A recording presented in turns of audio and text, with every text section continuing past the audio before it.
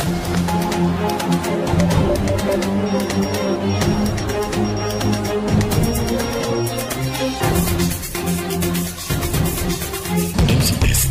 journal.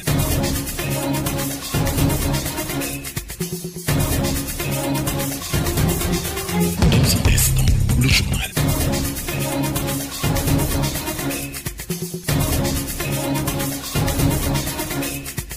Pour Koumel FM, dans un instant, le journal.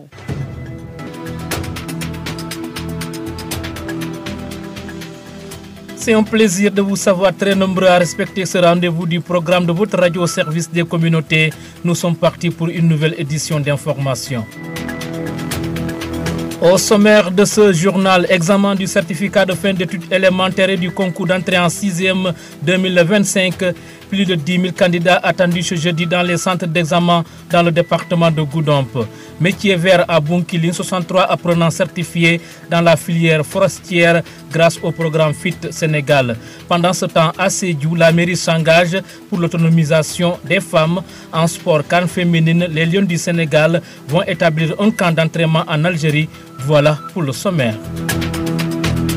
Le journal avec Younous Barou. En compagnie de Sidou Keita de l'autre côté de la baie vitrée. C'est un moment décisif pour les milliers d'élèves dans le département de Goudomp. Ce jeudi 19 juin 2025, ils affrontent les épreuves du certificat de fin d'études élémentaires et du concours d'entrée en 6e. Cette année, ils sont 10 055 candidats, dont 5 040 filles réparties dans 52 centres que compte le département de Goudomp. Les autorités éducatives se veulent rassurantes. Toutes les dispositions logistiques et sécuritaires ont été prises pour garantir un bon déroulement des épreuves. Il ne reste plus qu'à souhaiter bonne chance à tous les candidats. Dans une volonté affirmée de soutenir l'autonomisation féminine, la mairie de Sédhiou annonce l'allocation d'une ligne budgétaire dédiée aux femmes dès l'année prochaine. Une décision motivée par la participation accrue des femmes au développement économique et social, a fait constater Mme Abibatou Diallo. Elle est la première adjointe au maire de Sédhiou. Oui, on parle d'autonomisation et de gouvernance locale. Nous avons l'intention de prévoir les femmes dans le budget prochain. Parce que dites-vous bien que cette année, il y a beaucoup d'ONG qui ont travaillé dans ce sens. Prendre en charge l'autonomisation des femmes à travers des lignes budgétaires. Donc là, nous sommes dans la voie. Vous pouvez être tranquille. Nous avons notre projet du PNUD qui a démarré, qui aussi met l'accent sur la prise en charge des préoccupations des femmes à travers nos budgets. Donc, concernant l'autonomisation des femmes, je peux vous promettre que nous sommes en train d'y travailler et je pense que le budget 2026 sera sensible au genre et à l'handicap, Inch'Allah, parce que nous sommes en train d'y travailler. Bien sûr, l'accès à la terre reste toujours un problème pour les femmes, mais dites-vous bien que l'État central est en train d'y travailler à travers la mise en place des différentes coopératives. Les différentes coopératives qui sont en train d'être installées un peu partout dans le pays, ça permettra aux femmes de pouvoir travailler et d'être financées. Ce sera des financements collectifs qui permettront aux femmes de pouvoir travailler et gagner leur vie et subvenir à leurs besoins vitaux. Chacune dans le domaine dans lequel elle exerce. Parce qu'elles ont été assez capacitées par les ONG, les projets et programmes. Maintenant, ce qui reste, c'est que l'État central et nous autres collectivités territoriales, qu'on puisse les accompagner afin qu'elles puissent exercer leur métier et subvenir au finish à leurs besoins vitaux. C'est très important parce que la femme, elle est le pilier de la famille, elle est en même temps le pilier de la société. Vous écoutez les informations sur Koumel FM, la 106.0. Direction Bounkiling, où 63 apprenants viennent de décrocher leur certification dans les métiers de la filière forestière et de la transformation des produits forestiers non ligneux. Cette formation soutenue par le programme FIT Sénégal en partenariat avec l'UXDEV s'inscrit dans une dynamique de promotion des métiers verts pour une insertion professionnelle durable et respectueuse de l'environnement. Ndiogou Sen, conseil technique du ministère de la formation professionnelle et technique que nous écoutons à ce propos. En fait, il s'agit de 63 apprenants certifiés, mais dans la modalité duale et dans deux métiers, entrepreneur forestier et transformateur de produits forestiers non ligneux.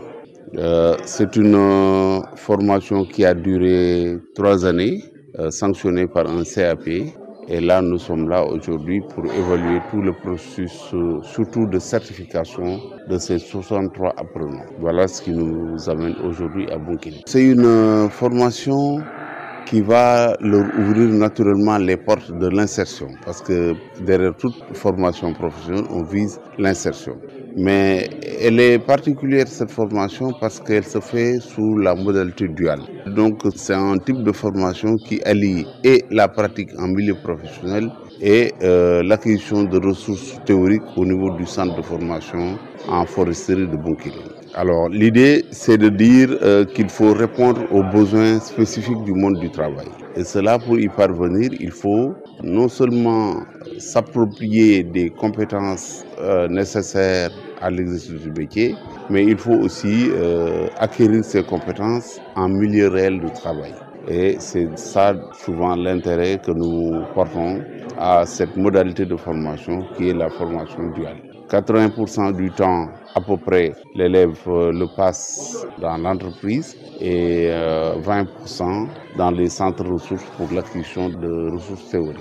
D'abord, le ministère, c'est le ministère justement qui a construit le centre avec l'appui de ses partenaires, notamment l'Union européenne, qui a mis en place toute l'équipe pédagogique. Naturellement, c'est le ministère également qui assure une partie de la gestion pour le moment, parce que la vocation future, c'est d'avoir un centre sectoriel, donc mis à la disposition du secteur privé, donc des acteurs de la foresterie. Mais pour le moment, l'État est là, présent, avec la nomination d'un directeur, avec l'affectation d'un personnel pédagogique, avec également un système d'accompagnement avec ses partenaires.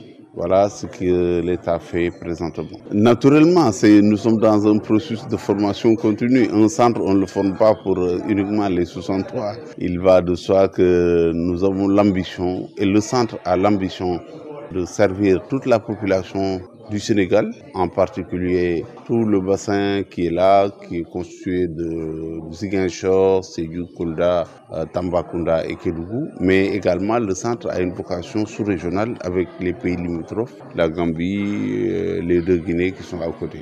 Donc ça, c'est dans le futur.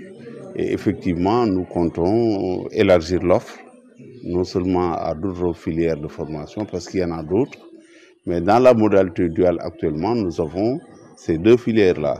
Mais nous comptons effectivement contribuer à l'ambitieux objectif du Sénégal de former 1 million de jeunes en dual d'ici 2050.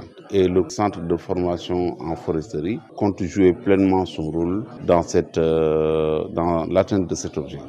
Naturellement, les nouveaux certifiés n'ont pas caché leur satisfaction. Fiers du parcours accompli, ils ont salué la qualité de la formation reçue, alliant théorie et pratique sur des métiers forestiers. Ils ont exprimé toute leur gratitude envers les initiateurs du programme, notamment le ministère de la Formation professionnelle et de l'UXDEV, partenaire du projet FIT Sénégal.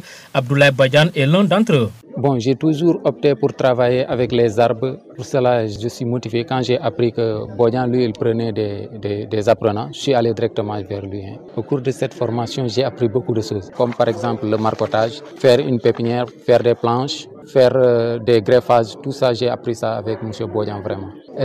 Cette formation a une importance capitale pour moi parce que actuellement, je peux me lancer directement dans le monde professionnel. Et il m'a fait savoir aussi que être entrepreneur, c'est pas rester à attendre tout de tout le monde. Tu peux partir de tes propres moyens. Et c'est ce qu'il veut faire pour nous maintenant, aujourd'hui. Oui, j'ai les capacités de mener tout ça pour moi-même. D'ailleurs, même je suis en train de faire une activité qui ne faisait pas partir de la formation et j'ai jugé nécessaire de faire, comme par exemple vendre du café Touba. Ça ne faisait même pas partir, mais puisque c'est un entrepreneuriat forestier, comme il me le disait, j'ai suivi le chemin. Partout en Casamance, vous écoutez Poukoumel FM sur la 106.0. Dans un instant, nous parlons de sport. Poukoumel FM, le journal des sports.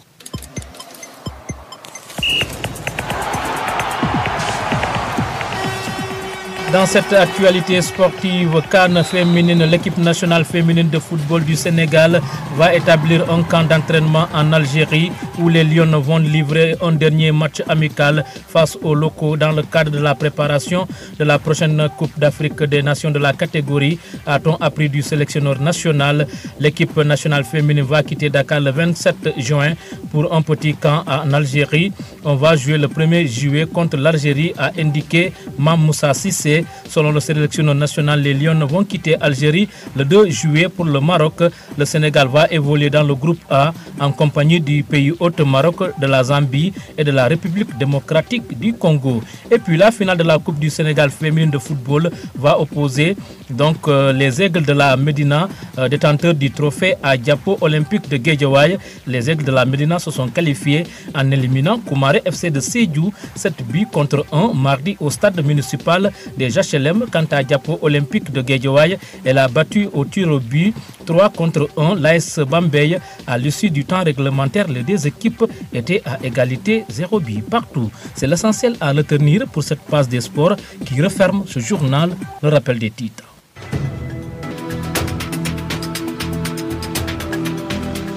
Examen du certificat de fin d'études élémentaires et du concours d'entrée en 6e 2025.